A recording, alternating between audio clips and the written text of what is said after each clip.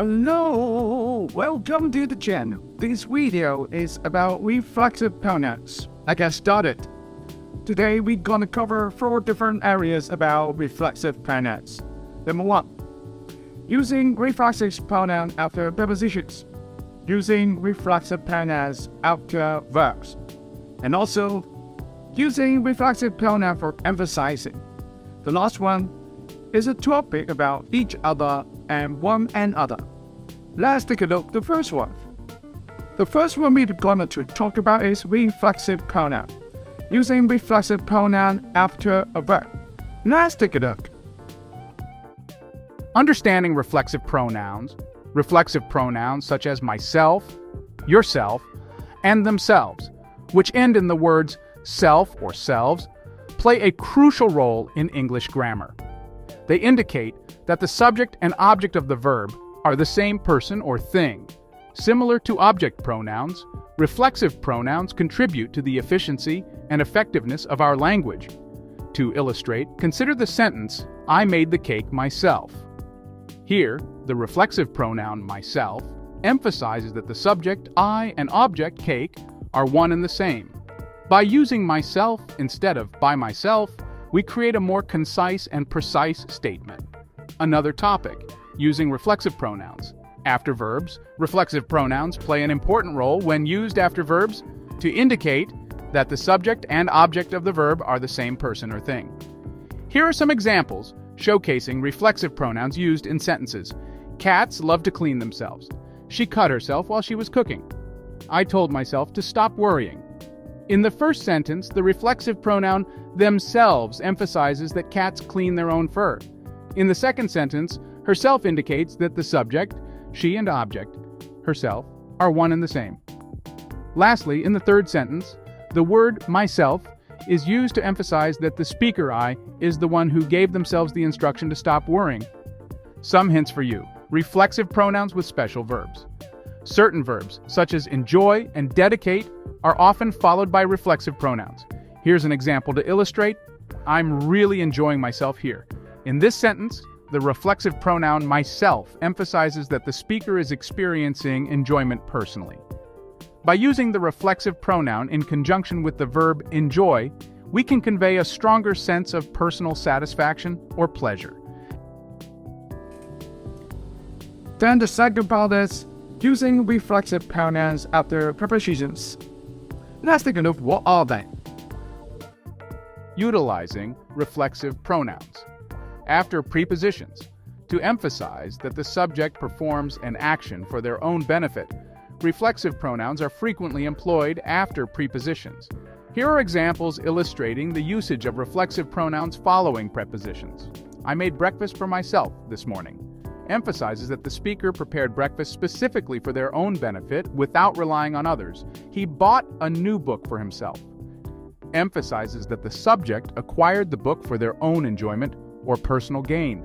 Reflexive pronouns can be employed when the subject and object of a sentence refer to the same entity. They are used after both verbs and prepositions.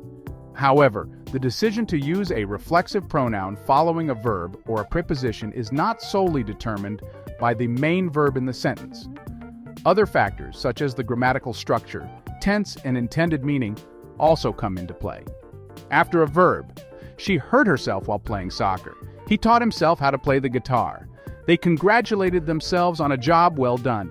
In these examples, the reflexive pronouns herself, himself, and themselves emphasize the subject's involvement in the action or highlight that the action was performed on oneself. After a preposition, he bought a present for himself. She decided to go on vacation by herself. They are always talking about themselves. In these sentences, the reflexive pronouns emphasize that the action is directed towards the subject themselves. It indicates that the subject is the sole participant or focus of the action. To determine whether to use a reflexive pronoun, it is essential to consider the context and purpose of the sentence, along with its grammatical structure, tense, and intended meaning. And then the other one is using reflexive pronoun for emphasizing. Let's take a look.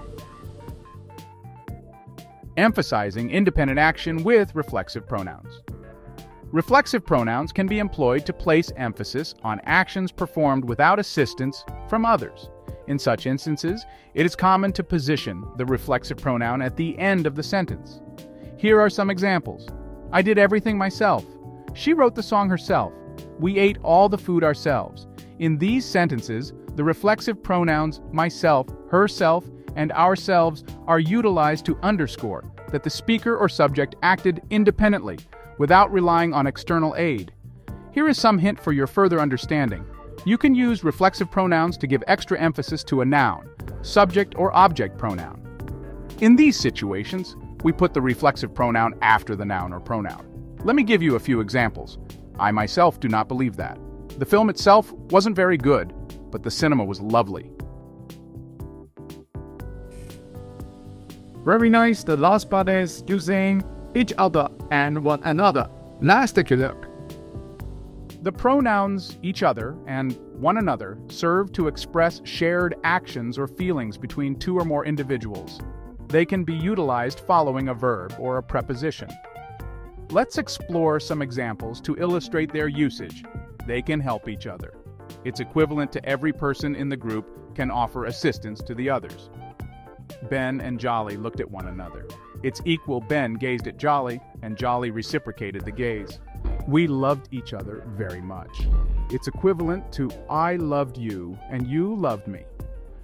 While the terms each other and one another are often used interchangeably to convey mutual actions or feelings between individuals, there exists a subtle distinction in their usage that can help differentiate between the two. Generally, each other is utilized to express a reciprocal relationship between two individuals. Here are some examples to illustrate this. John and Jane hugged each other. The two friends helped each other with their homework. Conversely, one another is employed to indicate a reciprocal relationship between three or more individuals. Here are a couple of examples. The members of the team congratulated one another. The siblings argued with one another. However, it is important to note that in modern usage, the distinction between each other and one another is often blurred, and the terms are frequently used interchangeably. However, each other tends to be more commonly used. Understanding the usage of each other and one another allows us to effectively convey reciprocal relationships and enhance our communication skills. Let's continue exploring the different types of pronouns and their usage to further develop our proficiency in English. That's very good. That's all for today. Like this video and subscribe our channel. See you next time. Goodbye.